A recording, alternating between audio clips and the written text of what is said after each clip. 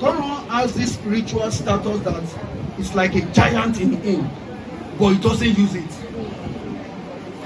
He does not use it.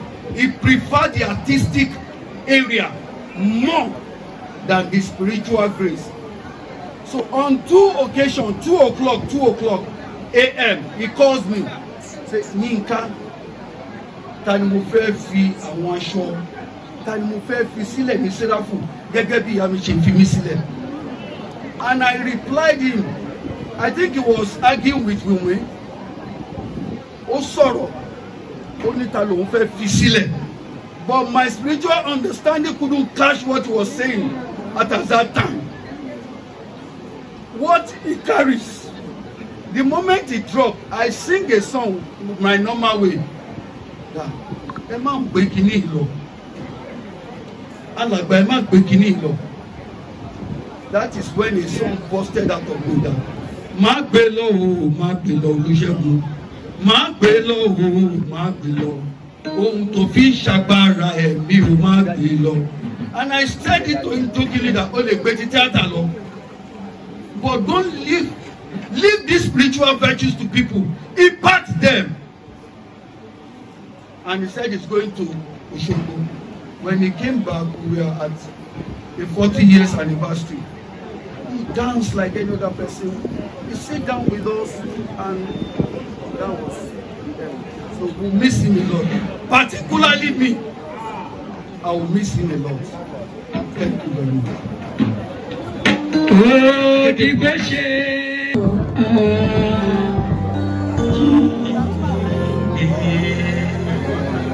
Shut up. We thank God. I don't know Allah.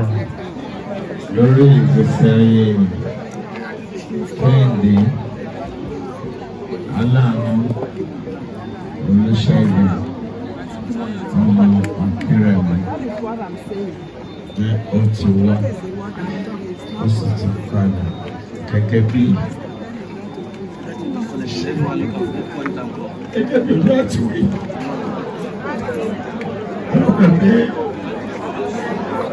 Olúwa pé mi ìsúnkọ́ ó ti wá Olúwa rẹ̀ ti pè padà sí àyè rẹ̀ adúpẹ́ lọ́wọ́ Ọlọ́run. Ṣùgbọ́n ohun tí mo fẹ́ sọ fún gbogbo wa ni pé gbogbo ìgbà yóò tá a bá wà nínú ayé wa yìí ẹ jẹ́ ká máa rọ̀ wípé àwa ni àádẹ́ padà lọ́jọ́ kan. Ọjọ́ tí a fẹ́ padà ní ẹnikẹ́ni ní wọn aláwọ̀. Yàtọ̀ fún èyí, Olúṣẹ́gun Kẹ́hìndé ọmọ Adéwùmí ọmọ Akínrẹ̀mí ó wá òun náà mọ̀gbà tó máa padà kó tó di ìgbà tí a pè pé kẹ̀ kó máa padà bọ̀ sílé. Nígbà tá a dẹ̀ pé kó máa padà bọ̀ sílé yànnà kò ní alternative. Ó máa padà náà ni. Báyìí náà ni mo fẹ́ kí ẹnikẹ́ni àti èèyàn kéèyàn nínú wa kó máa rò nínú rẹ̀ pé ìgbà ìkígbà àsìkò kí àsìkò ni a lè pè wá pé ká máa padà bọ̀ wá sílé. Ilé là ń lọ. So lórí èyí mo dúpẹ́ lórí ìgbésí ayé Ṣẹ́gun Akínrẹ̀mí. Awole.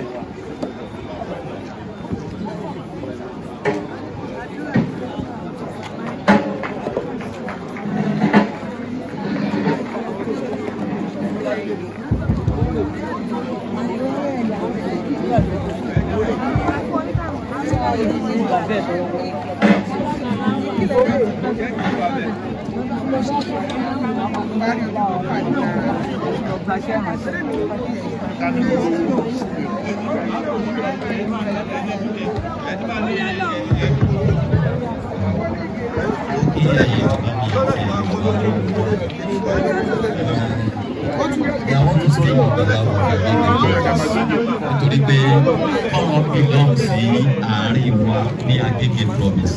Ṣé rí àwa táwa ní Agége province a máa ní Skọ̀ràn. Skọ̀ràn jẹ́ ọ̀kan nínú ògbóná gbòǹgbò nínú Agége province. Ó dẹ̀ jẹ́ èèyàn kan tó jẹ́ pé olùsìn ni. kò sí ibi tẹ́ máa pe kọ́ràn sí tí kọ́ràn ò ní lọ ó máa wá ó dẹ̀ máa jẹ́ kí bẹ́ẹ̀ dùn. ṣé rí ìrìn àjò ẹ̀dá láyé ọlọ́run nìkan ló yé nítorí pé nígbà tí kọ́ràn máa lọ kò dágbére fún anybody ó kàn lọ ó wá gẹ́gẹ́ bí ọ̀rọ̀ bíbélì ó dẹ̀ lọ àwa máa miss ẹ̀ gidi gan nítorí wípé èmi gẹ́gẹ́ bí èèyàn kan mo súnmọ́ kọ́ràn ní Agége province èmi nìkan ni mo lè fèsì kọ́ràn kí n sọ fún kọ́ràn pé ẹ̀gbọ́n nǹkan tẹ́ ṣe ò dáa tí ò dẹ̀ ní sọ pé kíní tó bá tabájọ jáde tabá.